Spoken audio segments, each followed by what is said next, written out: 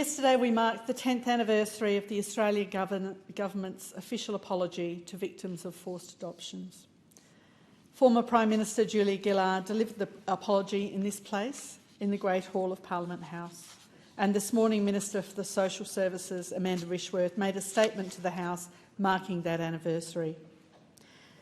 10 years ago, in delivering the apology, Prime Minister Gillard said, "Parliament, on behalf of the Australian people, takes responsibility and apologises for the policies and practices that forced the separation of mothers from their babies, which created a lifelong legacy of pain and suffering. We know you have suffered enduring effects from these practices forced upon you by others. For the loss, the grief, the disempowerment, the stigmatisation and the guilt, we say sorry." In making this heartfelt apology, Prime Minister Gillard remarked that as Australians, we are rightly used to celebrating past glories and triumphs. We're used to celebrating the things that make Australia a wonderful place to live. But as we well know, our triumphs are not the full story of Australia, and the full story is sometimes hard to face. Our First Nations people know this all too well, and we continue to work to face our history, to make amends for the hurt and the suffering inflicted on their communities.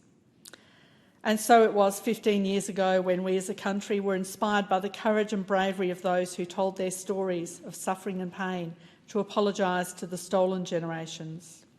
And then 10 years ago, we were once again forced to face those hard truths of our past as the Senate Community Affairs Committee handed down its report of the Commonwealth contribution to forced adoption policies and practices. We were forced to look at the shameful and distressing parts of our history and find the resolve to do something to ensure that it doesn't happen again.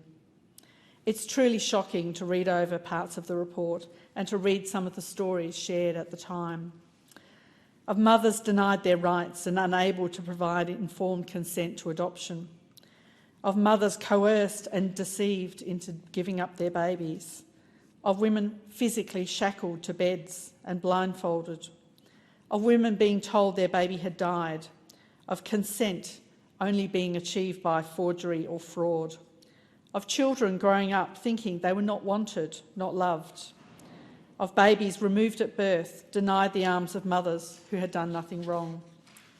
The suffering in silence that went on for far too long for far too many, and of a paternalism that wrought such great harm while claiming to know what was best for women and their children, ignoring their cries. Of the approximately 250,000 mothers and 250,000 babies that this happened to, it was between the 1940s and up to as recently as 1975. The apology was important to so many Australians, mothers who spent lives missing their children, hiding the shame that this system told them they should bear, wondering what had happened. Were they okay? Did they think about their birth mother?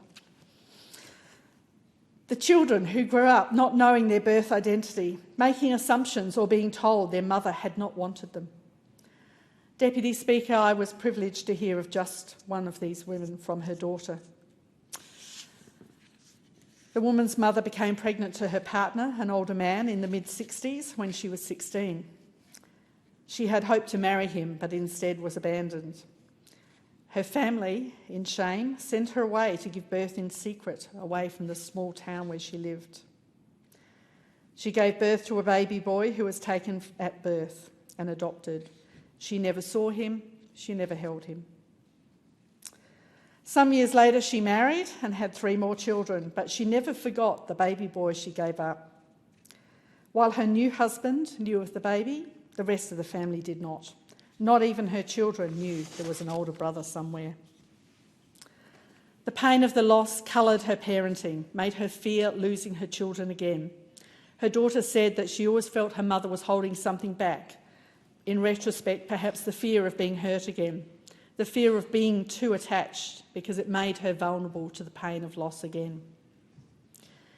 Many years later, when he was in his 40s, her baby boy made contact with her through a tracing service. It turned out he lived a couple of suburbs away from where her eldest daughter lived, and while they had never met, they actually had friends in common. This story has a happy ending. The woman in question now has an ongoing relationship with her firstborn, the son who was taken away from her, and regularly stays with him and his wife and babysits their child, her grandchild. And while you can never make up for the lost years, the misunderstandings, the feeling of abandonment and loss, they now have a relationship that they both value, and she has a relationship with her grandchild.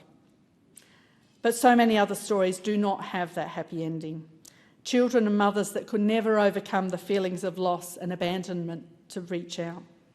Children who were not sent to loving homes, but instead experienced abuse, neglect, or institutionalised living.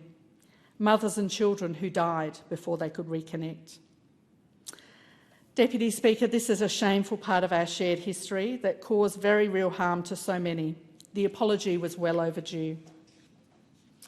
At the time of the apology, the Gillard government sought to match important words of sorrow and regret with concrete action to help survivors of forced adoptions. Today, the government continues to provide $1.8 million annually to forced adoption services, which includes the National Helpline, casework and assistance and counselling for those assisted. Minister Rishworth announced this morning that the government is committing an additional $700,000 to ensure that aged care providers and forced adoption support services providers can offer trauma-informed care that is targeted to people who experience forced adoption as mothers or as children. This will see the delivery of training packages for allied health, aged care services and support services to help them deliver the trauma-informed care as people age. Deputy Speaker, I'll finish as I started with some words from former Prime Minister Julia Gillard. In delivering the apology, she spoke directly to those who had suffered from forced adoptions. She said, "We can declare that these mothers did nothing wrong, that you loved your children and you always will. And to the children of forced adoption, we can say you deserve so much better. You deserved a chance to know and love your mother and father. And we can promise that no generation of Australians will suffer the same pain and trauma that you did. We must always remember what happened so that we can ensure that we don't repeat the mistakes of the past." Thank you. I thank the member for Boothby and indeed all members for their contribution to that debate this evening.